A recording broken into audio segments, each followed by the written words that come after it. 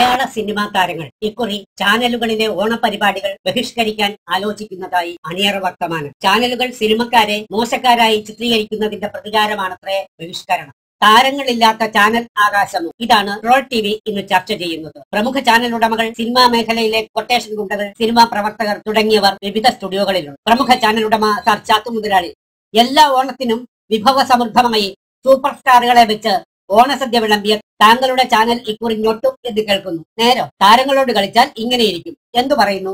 താരങ്ങൾ ഞെട്ടും. അത്തരം ഒരു ഓണസദ്യയാണ് ഞങ്ങൾ ഒരുക്കുന്നത്.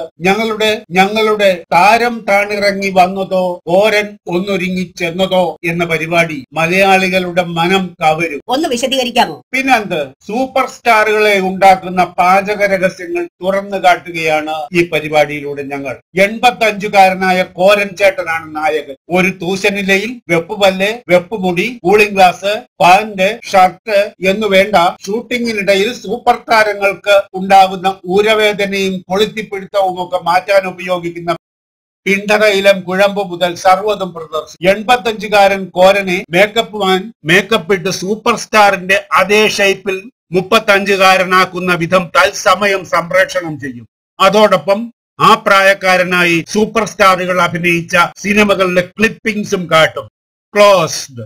പിന്നെ പുല്ലില്ലാത്ത വഴികളുടെ ലോങ് ഷോട്ട്സ്. അതൊക്കെ സൂപ്പർ സ്റ്റാറുകൾ പോയ വഴികളായി സബ് ടൈറ്റിൽ. എങ്ങനെയുണ്ട്?